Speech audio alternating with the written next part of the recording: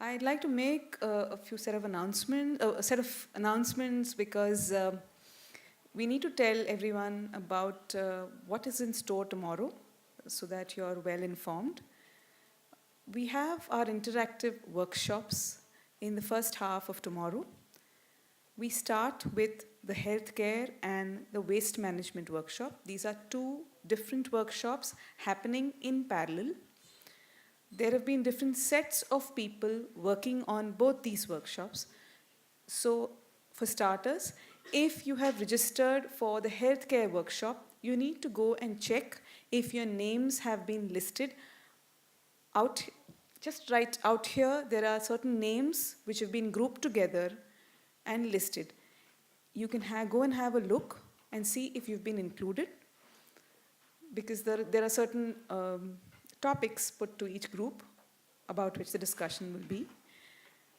For waste management, because there is a huge number of registrations, we would like to keep it absolutely limited. So the first 50 will actually be taken in. It's just a request.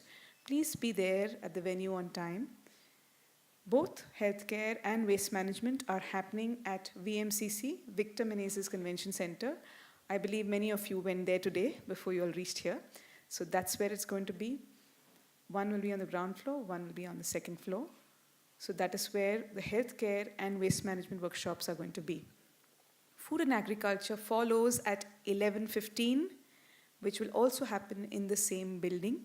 So if you're registered for the food and agriculture workshop, again, there are groups which have been made by our Tata fellows and project staff, and they've been working on it. They've been working on the kind of discussion that is about to happen, which will be pretty focused.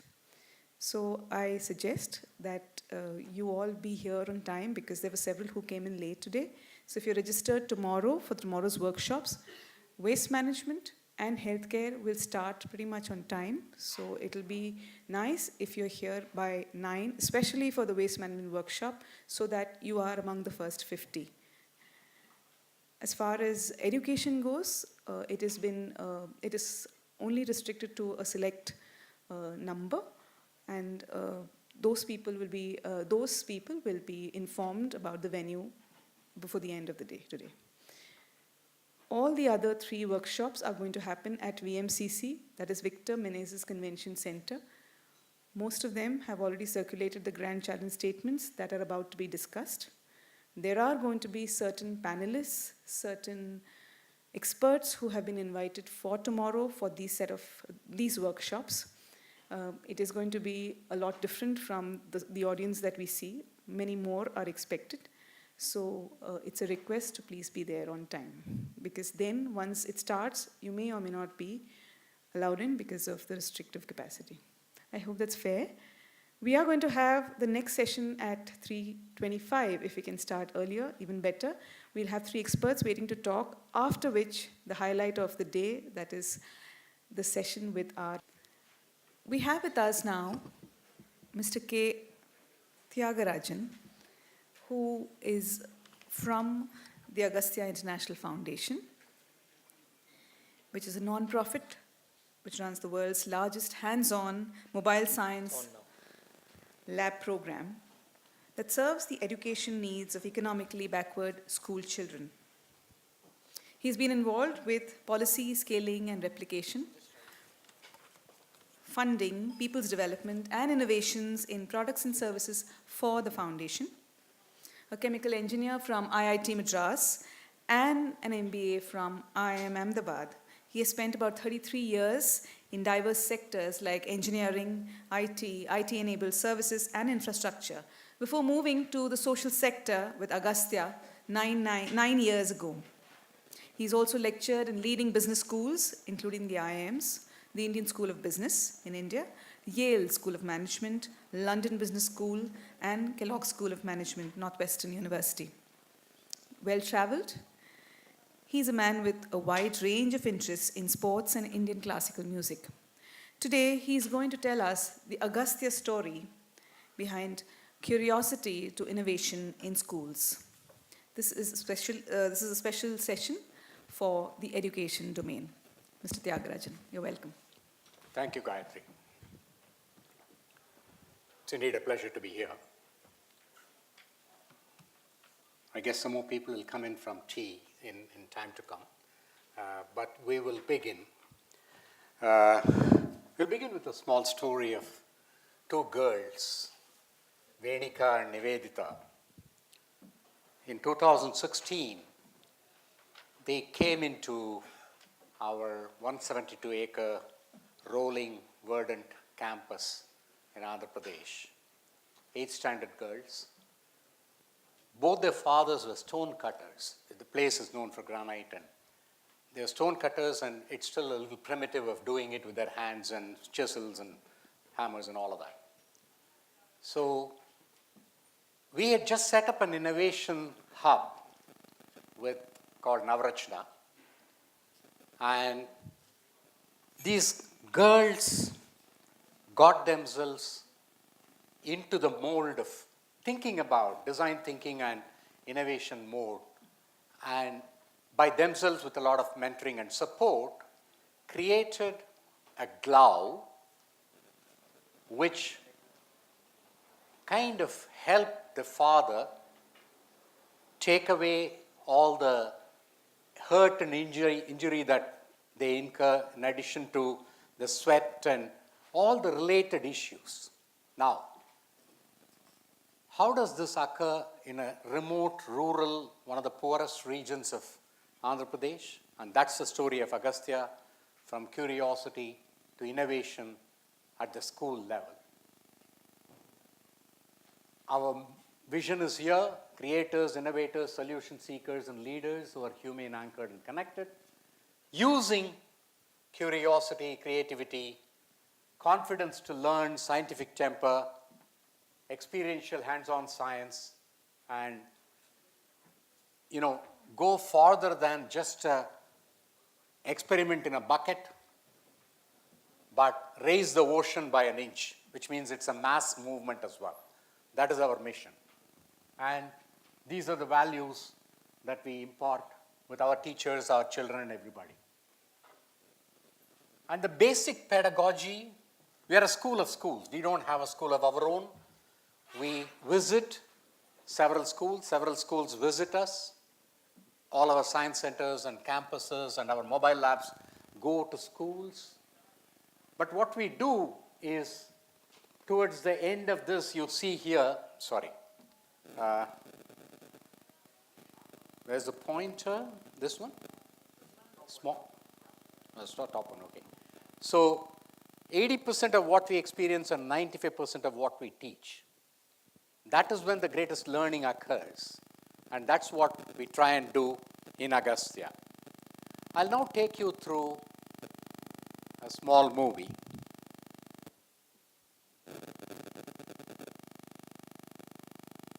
Music.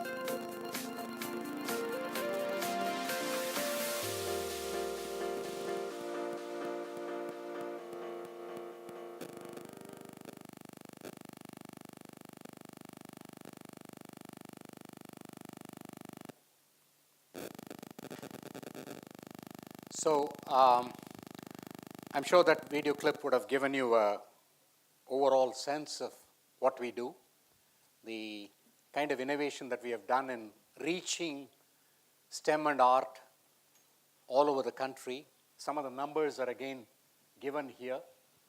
The movie said 70, but we have still grown to 95 science centers all over the country, 200 mobile labs, 65 lab on a bike. Is it this? I don't know what it is. No idea.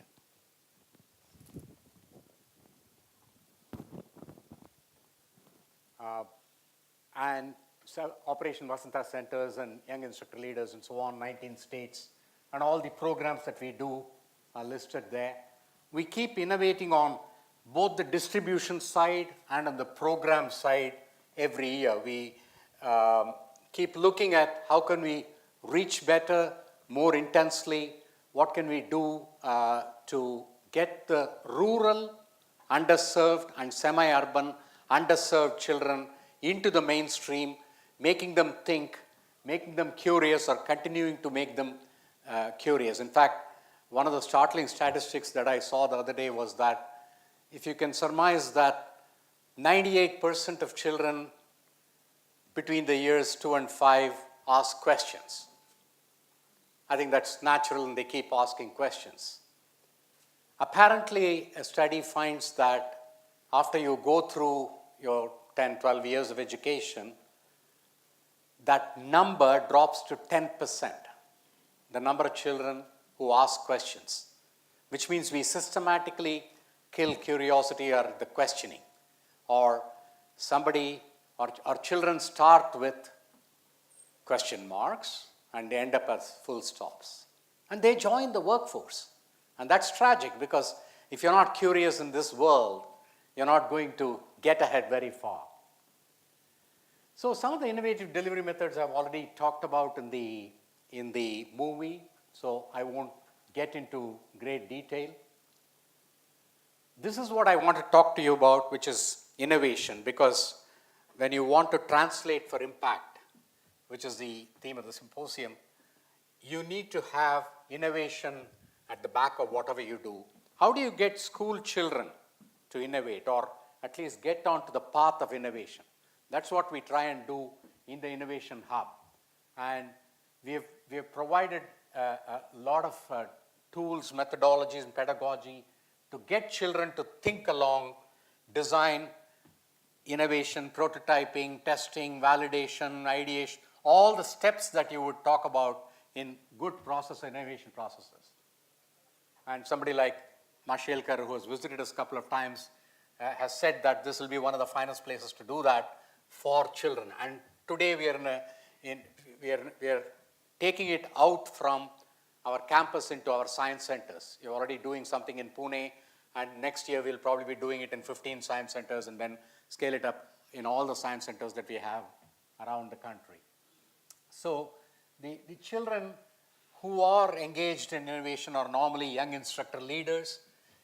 Since we meet more than a couple of million children every year, at least 4 or 5 times a year, it's not always possible to do all of these with every one of them.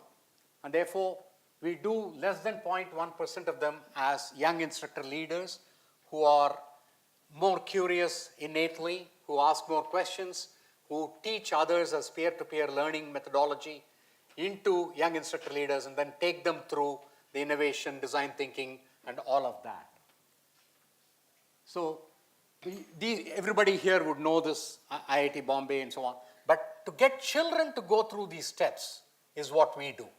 What is the problem? Think about the problem well, then form a hypothesis, and then get on to ideas, possible solutions, discuss amongst themselves, have the empathy to check with the ultimate user, and which is what Venika and Nivedita did when they went back to their fathers and asked, do you need cushioning? Do you need sweat to be taken out? When you design the glove. And they did all that and then created a prototype right there with our 3D printing and various other things that we have in our innovation hub. So, and then plan, execute results and so on, ultimately future scope. So far we have not done much work in converting this innovation pathway into actual entrepreneurship where people have done startups and gone on into this thing. But then we are still talking about remote rural locations where children are just getting into that kind of phase, but we are very confident of getting it done in urban locations as we go along. This is the same thing up to the publicly presented product on top, driving questions, need to know and all of that, inquiry, innovation, student voice, all the user voice and so on, feedback, revision, the entire process. Not only in STEM area, we have also done this with DFC, which is run by Riverside School in Ahmedabad, for the social side of innovation. Community problems. How do you do how do you make things happen in your community? How do you change a habit? How do you do health and nutrition related work? All of that we do using the ICANN attitude and the DFC program that is already reasonably well known. So some of the stories, the children said, no lab, why? Let us say yes lab and we can do it. And they created a lab of their own. So each one of these examples are, where the children got together and put something that's not there, saying that no can't do, we have to do it, and got it done through their own teamwork, consulting others and getting it done. We also run 2 major innovation fairs every year in multiple locations. Anveshana, where engineering students, 2 engineering students are teamed with 2 high school students. Together they create a project or work on a project and create a prototype. Now, one part of it is the project and the prototype. The other part is the mutual learning. In fact, often in Anveshana finals, where 40 plus projects are presented from some 600, 700 ideas gathered in each state, and we do it in 4 states, 4 major locations, Bombay, Hyderabad, Bangalore, and northern region, Delhi. More than the prototype, the kind of learning that children have had in teamwork, in terms of learning from each other.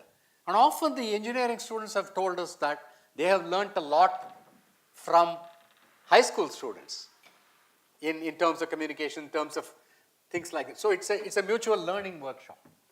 Similarly, Jignasa is a series of curiosity and innovation based fairs, which also we conduct in multiple places every year annually. We handhold young innovators for the Inspire Award. Last year, in fact, we were given the task of doing that across Karnataka, and the result was that from 14 projects in the previous year, it jumped to 434 projects from Karnataka, making it the #1 state for Inspire Awards presentation and projects submitted. So this is another thing that we do to put children from curiosity to innovation. And this was in fact featured in some of the newspapers. 40,000 ideas were generated, out of which 434 resulted in the final projects shortlisted for the Inspire Awards. So what are the impact of all this? We have done a lot of impact studies. Clearly, getting rural children to think, continue their curiosity, getting them creative, getting them confident to learn, overcoming the diffidence, overcoming the yes ma'am, no ma'am kind of syndrome, that itself is a big impact. In addition, our young instructor leaders and several of the children have gone on to make careers which they would have otherwise not dreamt of, and it's empowered a lot of youth. Teachers, the force multiplier effect that we have created by the number of teachers that we have trained who have gone on to make a difference in their schools, and then change agents, some school curriculum changes relating to activity-based learning, and so on, and leading innovation, learning, and pedagogy, several products and services relating to hands-on experiential education. All of this has been captured in multiple studies, but I quote here 2 of them, an MHRD study with 2,048 children and a best practices study, both of which have highlighted the impacts have been absolutely wonderful in making children curious and creative. Our kids have been among the top 1 to 2% in several competitions, and just imagine these are remote rural kids, absolutely first generation learners, their parents have never been to school, they come from professions which are more agrarian, and yet they go on to win Intel Iris Awards, they go on to win Inspire scholarships and all of that because of the way the Agastya work is done from curiosity to innovation. So there are several such examples. I've just taken a few. And we have, of course, won a lot of awards, including Google Impact Award, Marico Innovation Award, Rockefeller, and various awards that too numerous to mention here, but I have put a few of them here. And we've had steadfast supporters from late Dr. Abdul Kalam, who has been to the campus a couple of times, who donated money to Agastya to run a couple of programs in Bihar, to several of the current scientists and corporate heads and all of them. So, and they continue to support us.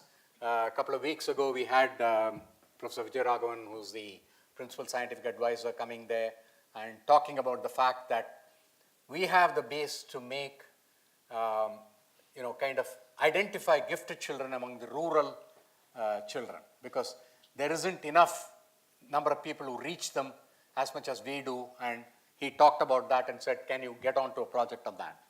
So all of this kind of summarized here: access for all, integrated learning, holistic, fun learning. So when we said aha, and haha, each classroom should have the which is the wonderment, the aha, which is now I understand, and haha, which is the fun. So we evaluate our classrooms based on the aha, and haha factors.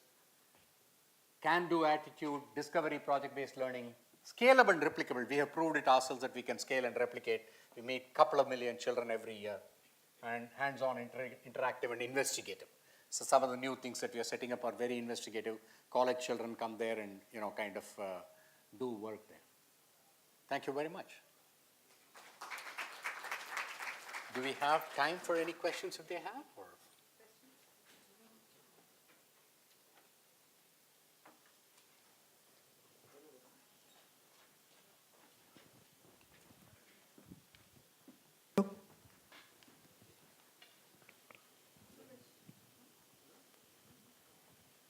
Hello?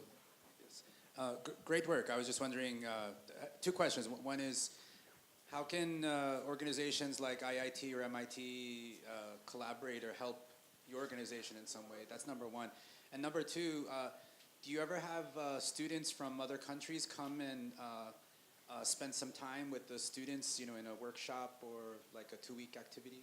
Absolutely. We have ongoing collaborative work done with several of the universities abroad and from here as well.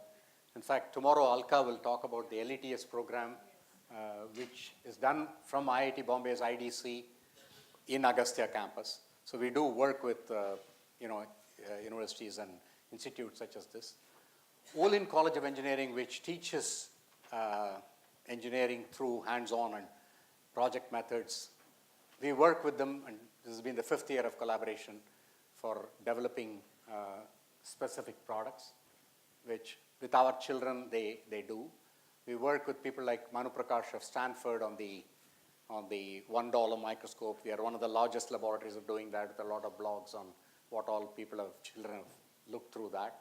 And several universities, in fact, we have had interns from all over the world, from NYU, from MIT, from Yale. We have had people from Singapore, NTU, NUS, and several ongoing collaborations.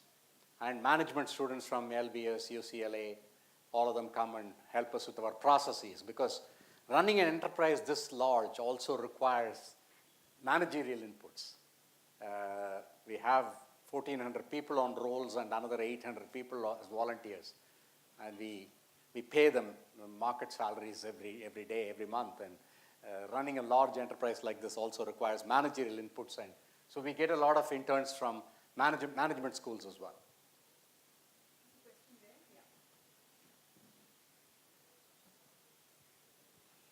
Excellent job. Understanding of science and doing practical is really good. Are they take also a problem from local need and work on the project development their own, or August support to do that kind of activity and offer some solution to the needy person in their own area or local area? Yeah, community work is one of the most important things. Several of our mobile labs, every week, 2 days, they have to get to the community, meet the parents, get the community leaders, and work on community problems. Several of the children who work in the Innovation Hub work on social problems of their area. It can be a problem in agriculture, it can be a problem in pollution, it can be a problem of water or energy. They have to work on local problems. So localization is one of the most important things. We also make sure that employment generation is very local. We don't export people from south into north and all of that. Because our entire work is in vernacular. We don't do too much of work in English. So everything is done in Telugu or Kannada or Marathi or Gujarati or whatever, and therefore we recruit our teachers and others locally, and therefore local employment generation as well. So community work or community problems solution is one of the most important work that we do.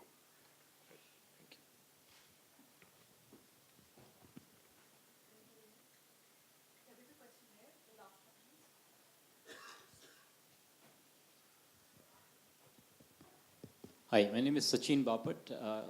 I'm sorry I came late to your presentation, but I have a question about providing higher education in Indian regional languages. For example, engineering education. Are you familiar with any institutions that do that well or do that at all? Not really, sir. We don't do much of the language part of the work. Right. We do more on the STEM and the art side. So not too much, and also the target audience has so far been up to 12th standard, K-12, not too much into the college side of things. Yeah. Got it. Okay, thank you.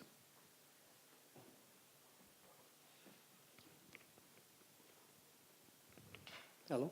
Has there been any monitoring on the basis of whatever you all have been doing it in terms of, you see a lot of students are participating in science Olympiads in various other parts of the world.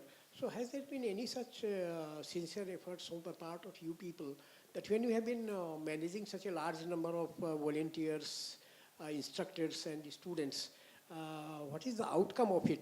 I mean, of course, they have been learning a lot, there is no doubt about it, but has there been any such monitoring on the part of the institution that they should try to know precisely that whether they are likely to be finding themselves a place in participating in some of these science Olympiads that has been... Specifically Olympiads? No, we haven't done that. But things like Inspire Awards, which I talked about in a slide, last couple of slides, definitely we have.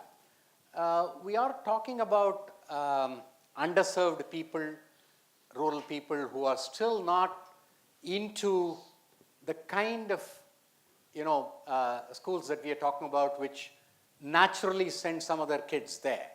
So over a period of time, very definitely we will. We are very confident of doing that. But we have not sent children or we have not trained kids for Olympiads, no. But Inspire Awards and other project-based learning competitions like Intelliris, very definitely. Yeah, if there are more questions, we'll take them offline, please. We need to move to the next Thank you. speaker. Thank you. Thank you, Mr. Thiagarajan. Here's a little something for you. Thank you. Thank you.